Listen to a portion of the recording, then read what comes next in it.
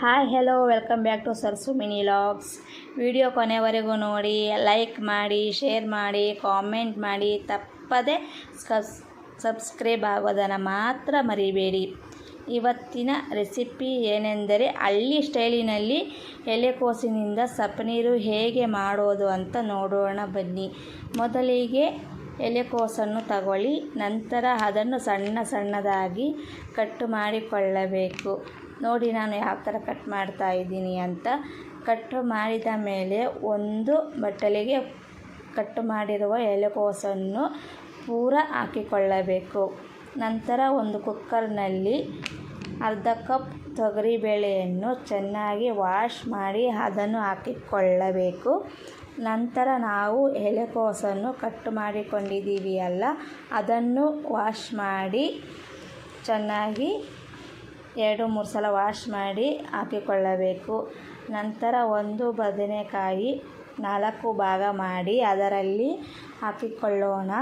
ಮತ್ತು ನೀರು ಎಷ್ಟು ಬೇಕೋ ಅಷ್ಟು ಹಾಕಿಕೊಂಡು ರುಚಿಗೆ ತಕ್ಕಷ್ಟು ಉಪ್ಪನ್ನು ಹಾಕಿ 2 ವಿಸಿಲು ಕೂಗಿಸಿಕೊಳ್ಳಬೇಕು.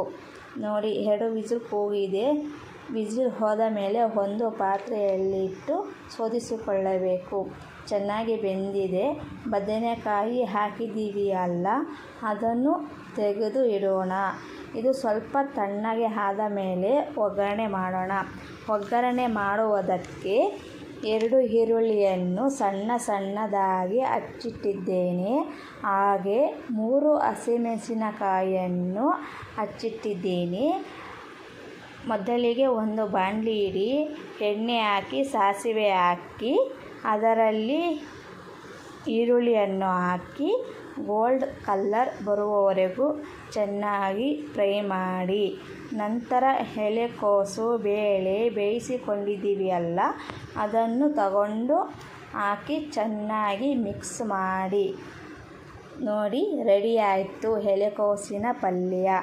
ನಂತರ ನಾವು ಈಗ ಸಪ್ಪನೀರು ಹೇಗೆ ಮಾಡೋದು ಅಂತ ನೋಡೋಣ ಬನ್ನಿ. ಒಂದು ಬಟ್ಟಲಿನಲ್ಲಿ ಸಪ್ಪನೀರನ್ನು ಹಾಕಿ ಹುಣಸೆ ಹಣ್ಣನ್ನು ನೆನೆಸಿಟ್ಟಿದ್ದೀನಿ. ಅದನ್ನು ಈಗ ನಾನು ಕಿವುಚುತ್ತಾ ಇದ್ದೇನೆ. ನಂತರ 5-6 ಬೆಳ್ಳುಳ್ಳಿಯನ್ನು ಸುಲಿದು ಚೆನ್ನಾಗಿ ಜಜ್ಜಿ ಇಟ್ಟಿರೋದನ್ನು ಹಾಕ್ತಾಯಿದ್ದೀನಿ.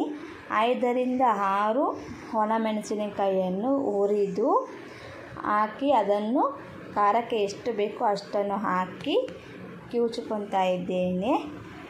ನೋಡಿಕೊಳ್ಳಿ, ನಿಮಗೆ ಎಷ್ಟು ಖಾರ ಬೇಕೋ ಅಷ್ಟು ನೋಡಿಕೊಂಡು ಹಾಕ್ಕೊಳ್ಳಿ. ನಾನು ಈಗ 5-6 ಹಸಿಮೆಣಸಿನಕಾಯಿಯನ್ನು ಹಾಕಿ ಕಿವುಚುತ್ತಾ ಇದ್ದೇನೆ. ಬದನೆಕಾಯಿಯನ್ನು ಬೇಯಿಸಿರೋದನ್ನು ಹಾಕಿ ಚೆನ್ನಾಗಿ ಕಿವುಚಿಕೊಳ್ಳುತ್ತಿದ್ದೇನೆ.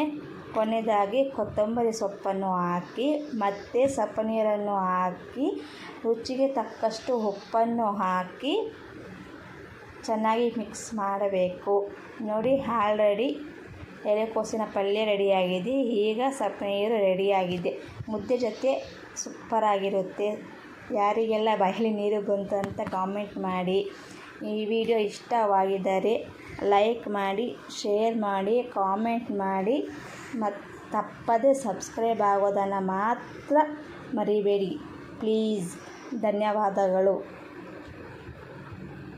ಯಾಕೆ ಇದರಲ್ಲಿಲ್ಲ?